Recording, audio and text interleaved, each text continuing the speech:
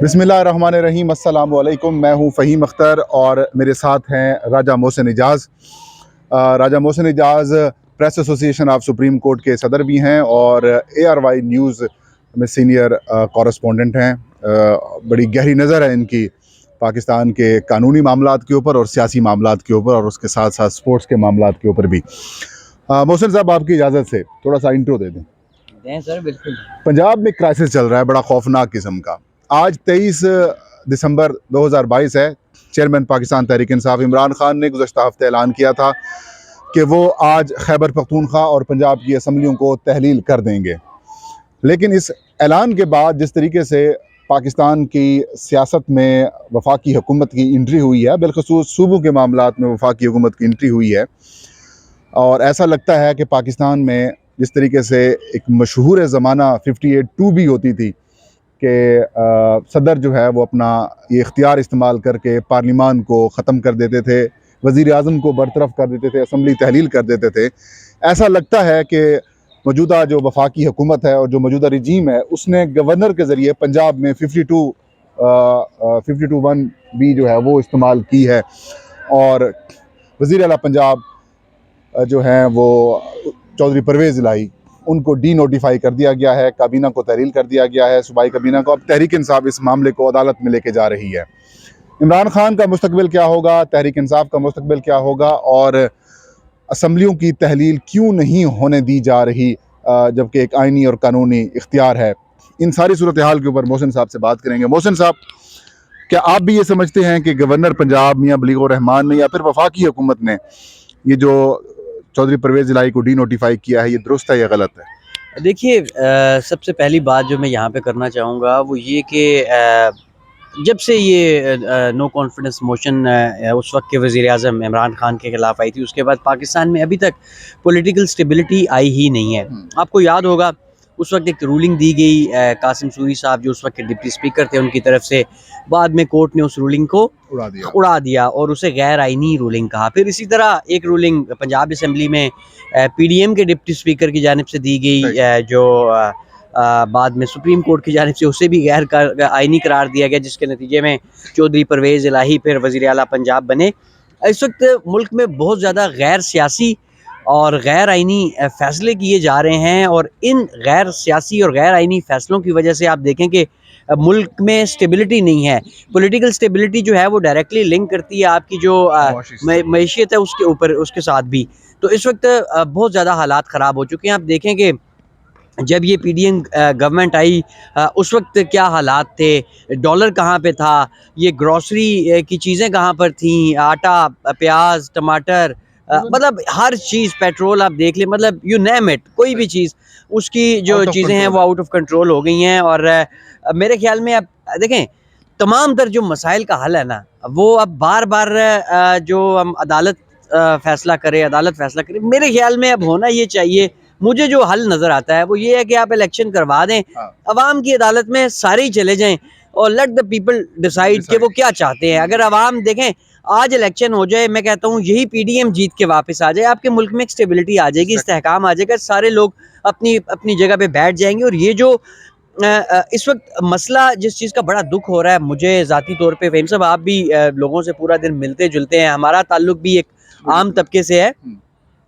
लोगों के लिए जीना मुश्किल हो गया है, लोगों के लिए खाना पीना मुश्किल हो गया, लोगों को समझ नहीं आती वो घर का किराया दें, बिजली का बिल दें, गैस का बिल दें, बच्चों की फीसें दें, उनके लिए दूध लाएं, खाना लाएं, मतलब इस वक्त आवाम बहुत ज़्यादा सफ़र कर रही है। तो मेरे ख्याल में अब गैर सियासी और गैर आइनी जो कोई भी, मैं किसी एक पार्टी की बात नहीं कर रहा, किसी को भी इस तरह की तमाम स्टेक होल्डर्स को इस मुल्क का सोचना चाहिए। और मतलब मेरे ख्याल में इलेक्शंस के अलावा आप कोई देखें, एक फैसला होगा, शायद पॉलिटिकली मैं एक पार्टी से ताल्लुक़ रखता हूँ, मुझे सूट कर रहा हो, आप दूसरी पार्टी से ताल्लुक़ रखते हैं, आपको ना सूट कर रहा हो, तो वो फिर एक नई कंट्रोवर्सी। बेहतर है आवाम के पास जाएं, फ्रेश मैंडेट लेके आएँ और पूरी तवज्जो के साथ आप जो है वो आवाम की खिदमत करें। इस वक्त देखें आप, हमारी जो फेडरल कैबिनेट है उसका साइज़ कहाँ पे पहुँच चुका है।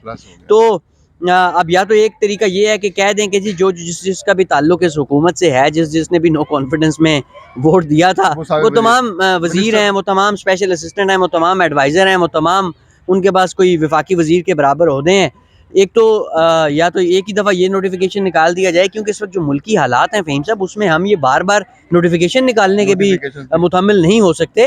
तो मेरे ख्याल में अब तमाम लोगों को बैठ के इस मुल्क का सोचना चाहिए। इमरान खान साहब को भी बैठ के ये देखना चाहिए। देखें, इमरान खान इस वक्त सबसे बड़े स्टेक होल्डर कैसे हैं? पंजाब हुकूमत इमरान खान की, केपी हुकूमत इमरान खान की, आज़ाद कश्मीर हुकूमत इमरान खान की, जीबी हुकूमत इमरान खान की। अच्छा, वफाक में बेशक उन्होंने इस्तीफ़ा दिए हुए हैं, लेकिन सबसे बड़ी पार्टी वो है। अब इस्तीफ़ा देना ठीक था, गलत था, वो तो खैर एक अलग डिबेट है, लेकिन उनका हक है। लेकिन उनका हक है, उन्होंने इस्तेमाल किया।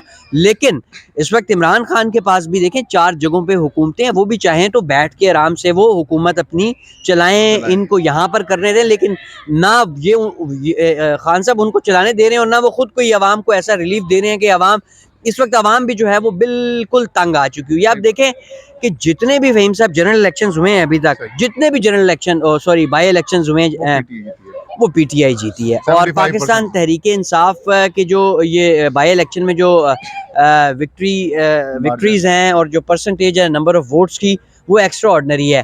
और बेसिकली ये इसकी वजह मेरे ख्याल में जो अवाम महंगाई की वजह से इंतहाई ज़्यादा तंग है, और दूसरा ये जो गैर सियासी, गैर आइनी, गैर मकबूल फैसले हैं, शायद ये। बिल्कुल सही आपने पॉइंट आउट किया मोहसिन। आपने जो सियासी इस्तेहकाम को मुआशी इस्तेहकाम के साथ लिंक किया, ये तो हकीकत बात है।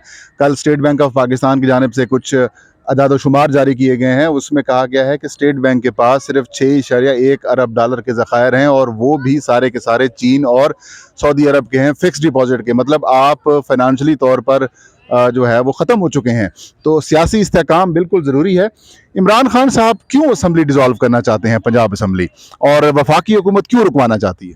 देखें, इमरान खान इस वक्त ये चाहते हैं कि फौरी तौर पर किसी तरीके से इलेक्शंस हो जाएं, क्योंकि जो इस वक्त उनका पॉपुलैरिटी का जो ग्राफ है वो बहुत ज़्यादा ऊपर है। उन्हें पता है कि इस वक्त ये राइटिंग ऑन द वॉल है, इलेक्शन होता है तो most likely Pakistan Tehreek Insaf SVEEP कर देगी। शायद पीडीएम जो है वो यही वजह है कि इलेक्शन से भाग रही है। अच्छा फ़हीम साहब, पीडीएम का इलेक्शन से भागना भी बड़ा ही अफसोसनाक है कि पाकिस्तान की सियासी कुव्वतें इलेक्शन हमेशा उनका मुतालबा रहा है, हमेशा इसी असेंबली में। लेकिन अब अनफॉर्चुनेटली मैं आज की आपको मिसाल देता हूँ। रिसेंटली आप इलेक्शन कमीशन माशाल्लाह बड़ा अच्छा कवर करते हैं। पीपल्स पार्टी सिंध की हुक्मरान जमात है, बाई इलेक्शन क्या गया, बल्दियात के इलेक्शन से वो कैसे, मतलब 4 दफ़ा वो इलेक्शन पोस्टपोन करवा चुके हैं। फिर वो इलेक्शन कमीशन आते हैं, इलेक्शन कमीशन भी फिर पोस्टपोन कर देता है, और एक दफ़ा नहीं 4 दफ़ा इलेक्शन पोस्टपोन हो गया। फिर अभी रिसेंटली मैं बड़ा हैरान भी हुआ, उस दिन खबरें चली कि जी दरख्वास्त दी पीपल्स पार्टी की सिंध हुकूमत ने कि आप इलेक्शन आगे ले जाएं।